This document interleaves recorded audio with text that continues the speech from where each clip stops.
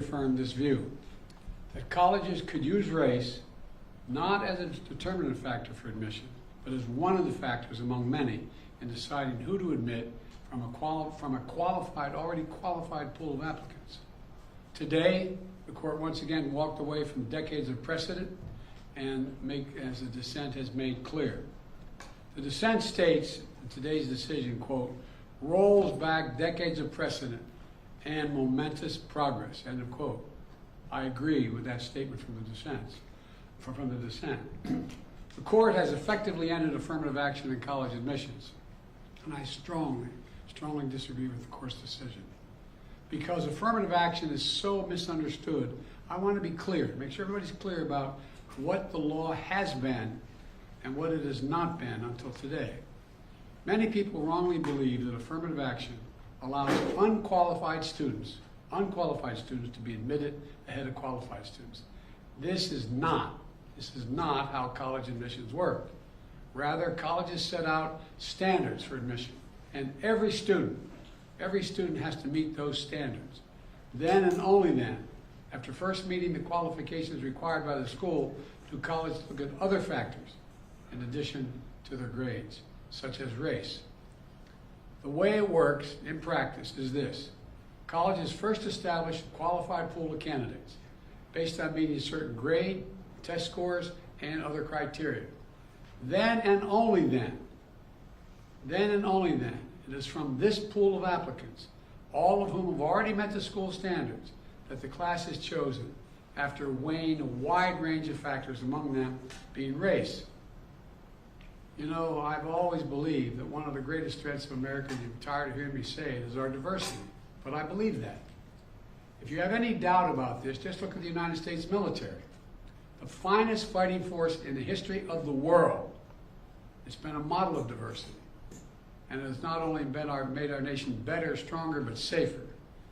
I believe the same is true for our schools. I've always believed that the promise of America is big enough for everyone to succeed, and that every generation of Americans, we have benefited by opening the doors of opportunity just a little bit wider to include those who have been left behind. I believe our colleges are stronger when they are racially diverse. Our nation is stronger because we are tapping into the full range of talent in this nation. I also believe that while talent, creativity, and hard work are everywhere across this country, not equal opportunity. It is not everywhere across this country. We cannot let this decision be the last word. I want to emphasize, we cannot let this decision be the last word. While the court can render a decision, it cannot change what America stands for. America is an idea unique in the world, an idea of hope and opportunity, of possibilities, of giving everyone a fair shot, of leaving no one behind. We've never fully lived up to it, but we've never walked away from it either. We will not walk away from it now. We should never allow the country to walk away from the dream upon which it was founded. That opportunity is for everyone, not just a few. We need a new path forward, a path consistent with the law that protects diversity and expands opportunity.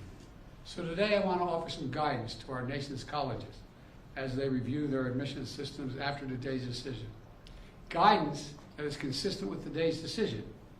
They should not abandon, let me say this again, they should not abandon their commitment to ensure student bodies of diverse backgrounds and experience that reflect all of America. What I propose for consideration is a new standard, where colleges take into account the adversity a student has overcome when selecting among qualified applicants. Let's be clear, under this new standard, just as was true under the earlier standard, students first have to be qualified applicants. They need the GPA and test scores to meet the school's standards. Once that test is met, then adversity should be considered, including students' lack of financial means, because we know too few students of low-income families, whether in big cities or rural communities, are getting an opportunity to go to college. When a poor kid, maybe the first in their family to go to college, gets the same grades and test scores as a wealthy kid, his whole family's gone to the most elite colleges in the country, and whose path has been a lot easier. Well, the kid who faced tougher challenges has demonstrated more grit, more determination, and that should be a factor that colleges should take into account in admissions. and many still do. It also means examining where the student grew up and went to high school. It means understanding the particular hardships that each individual student has faced in life, including racial discrimination that individuals have faced in their own lives. The court says, quote, "Nothing in this opinion should be construed as prohibiting universities from considering an application's discussion of how race has affected his or her life, but be it through discrimination or inspiration or otherwise," end of quote. Because the truth is, we all know it, discrimination still exists in America. Discrimination still exists in America. Discrimination still exists in America. Today's decision does not change that. It's a simple fact.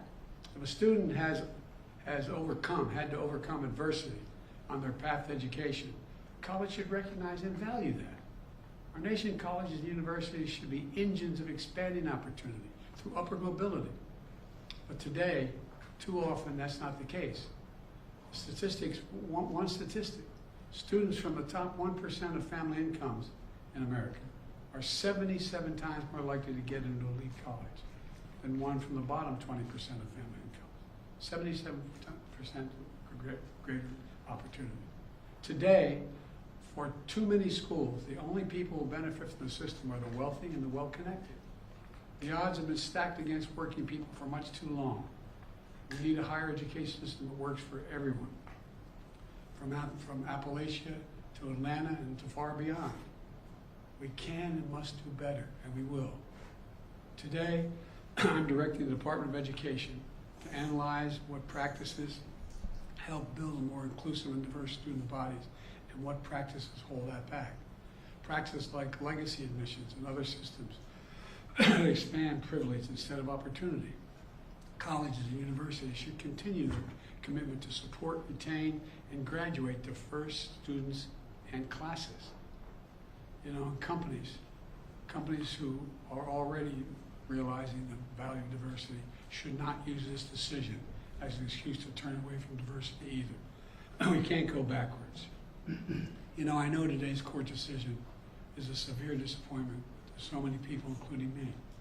But we cannot let the decision be a permanent setback for the country. We need to keep an open door of opportunities. We need to remember that diversity is our strength. We have to find a way forward. We need to remember that the promise of America is big enough for everyone to succeed. That's the work of my administration, and I'm always going to fight for that. And I want to thank you all. And I know you've been told I have a helicopter out there waiting to go up to do an interview in New York.